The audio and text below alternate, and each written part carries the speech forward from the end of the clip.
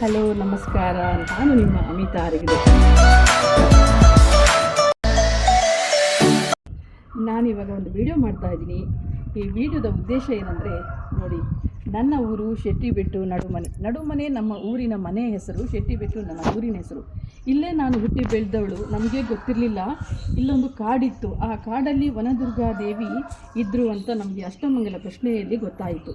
So ಆಗ ನಾವು ಅಷ್ಟಮಂಗಲ ಪ್ರಶ್ನೆಗಳನ್ನಿಟ್ಟು ಈ ದೇವಿಯನ್ನು ಎಲ್ಲಿದೆ ಅಂತ ಹುಡುಕಿ, ಸೊ ಅವರು ಕಲ್ಲಿನ ರೂಪದಲ್ಲಿದ್ದು ಅವರ ರೂಪ ಬ್ರೇಕ್ ಡೌನ್ ಆಗಿತ್ತು.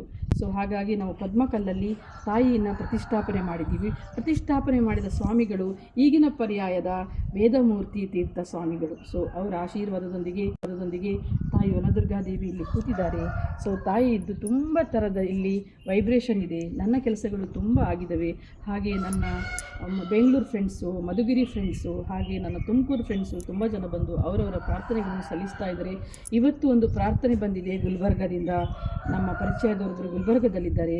ಅವರದ್ದು ಏನೋ ಪ್ರಾಬ್ಲಮ್ ಹೇಳ್ಕೊಂಡಿದ್ದಾರೆ. ಇವತ್ತು ವಿಡಿಯೋ ಕಾಲಲ್ಲಿ ಅವರು ನಮ್ಮ ಹತ್ರ ಪ್ರಾರ್ಥನೆ ಇಡೋಕ್ಕೆ ಹೇಳಿದ್ದಾರೆ.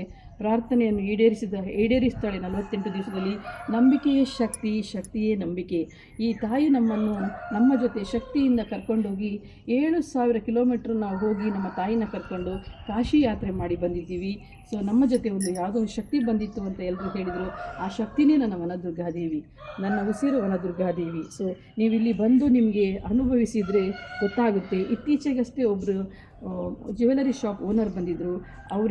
ಅವರ ಮೈಯಲ್ಲಿ ವೈಬ್ಸ್ ಆಗಿದೆ. ಅವರು ಆಗ ಹೇಳಿದರು, ನಾನು ತಾಯಿ ಎದುರುಗಡೆ 2 ಆನೆಗಳನ್ನು ಇಟ್ಟಿದ್ದೆ. ತಾಯಿ ಅವ್ರ ಹತ್ರ ಹೇಳ್ತಾ ಇದ್ರಂತೆ, ನಮ್ಮ ಮಗಳಿಗೆ ಹೇಳಿ ಆನೆಗಳನ್ನು ತೆಗಿಯೋಕ್ಕೆ ನಾನು ಸಿಂಹವಾಹಿನಿ, ನನಗೆ 2 ಶಾಂತ ರೂಪದ ಸಿಂಹವನ್ನು ಹಾಕಕ್ಕೆ ಹೇಳಿ ಅಂತ ಹೇಳಿದ್ರಂತೆ.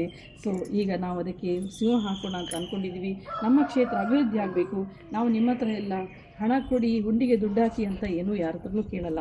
ಬನ್ನಿ, ನನ್ನ ತಾಯಿಯ ಮಹಿಮೆಯನ್ನು ನೋಡಿ, ನನ್ನ ತಾಯಿಯ ಶಕ್ತಿಯನ್ನು ನೋಡಿ. ಆಗ ನೀವು ಅನುಭವಿಸಿ.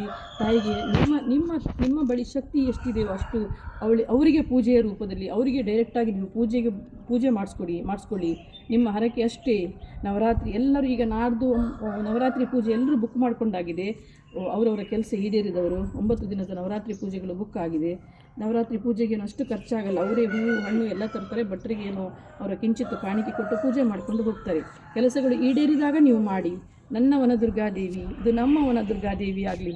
ಈಗ ನನ್ನ ವನದುರ್ಗಾದೇವಿ ಇದು ನಮ್ಮ ವನದುರ್ಗಾದೇವಿ ಆಗಬೇಕಾದ್ರೆ ನೀವೆಲ್ಲರೂ ಬರಬೇಕು.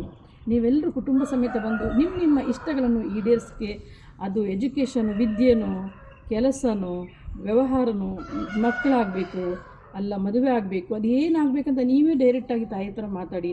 ತಾಯಿ ಖಂಡಿತ ನೆರವೇರಿಸ್ತಾಳೆ.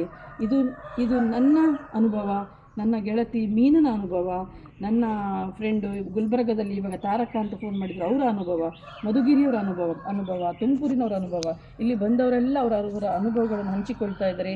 ನಾವು ಆದಷ್ಟು ಬೇಗ ಇನ್ಸ್ಟಾ ಪೇಜಿಗೆ ಬರ್ತೀವಿ ತಾಯಿನ ಹಿಡ್ಕೊಂಡು. ನಿಮಗೆಲ್ಲರಿಗೂ ತಾಯಿಯ ಮಹಿಮೆಯನ್ನು ತಿಳಿಸ್ತೀವಿ.